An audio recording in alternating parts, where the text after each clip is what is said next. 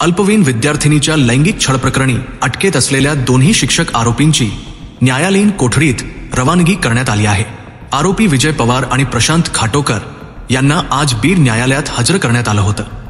त्यावेळी न्यायालयाने त्यांना न्यायालयीन कोठडीत पाठवण्याचा आदेश दिला। या प्रकरणात या दोघांना यापूर्वी 2 दिवसांची आणि त्यानंतर 5 दिवसांची पोलीस कोठडी सुनावण्यात आली होती। आज पोलीस कोठडीची मुदत संपल्याने त्यांना न्यायालयात हजर करण्यात आलं। आतापर्यंत या प्रकरणी पोलिसांनी 30 जणांचे जबाब नोंदवले असून पीडितेच्या मैत्रिणी, कुटुंबीय, क्लासमधील काही जणांचा समावेश आहे। पोलिसांनी खाटोकरची दुचाकी जप्त केली असून दोघांचे मोबाईल, टॅब, लॅपटॉपही जप्त केले आहेत। तर क्लासमध्ये 40 CCTV कॅमेरे असून त्यांचे DVR जप्त केले आहेत। पोलिसांनी या घटनेतील laptop, mobile, CCTV footage forensic लॅबला तपासणीसाठी पाठवले आहे। तसेच 30 पेक्षा अधिक जणांचे जबाब देखील नोंदवले आहेत। आज प्रशांत खाटोकर व विजय पवार यांना न्यायालयासमोर हजर केले असता न्यायालयाने त्यांना न्यायालयीन कोठडी सुनावली आहे। सध्या या प्रकरणाची चौकशी सुरू असून पुढील तपासासाठी पोलिसांकडून पुरावे संकलनाची प्रक्रिया सुरू आहे।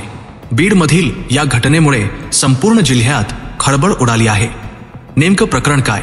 उमाकिरण शैक्षणिक संकुलात नीटची तयारी करणाऱ्या 17 वर्षीय विद्यार्थिनीचा लैंगिक छळ केल्यावरून संचालक विजय पवार आणि शिक्षक प्रशांत खाटोकर या दोघांवर पोक्सोनुसार गुन्हा नोंद आहे।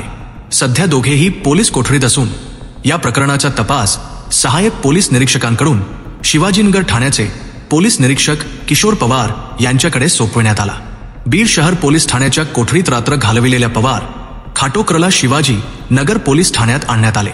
इथे दोघांचे मोबाईल ताब्यात घेतले असून त्यांचा CDR तपासला जात आहे।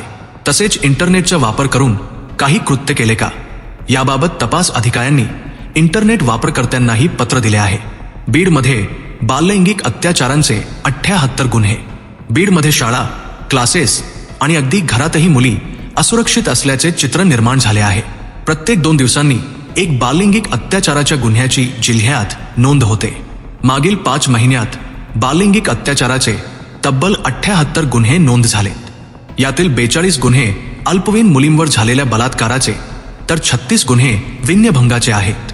धक्कादायक म्हणजे 5 महिन्यात एकूण बलात्काराच्या घटनांमध्ये 49% पीडिता अल्पवयीन आहेत।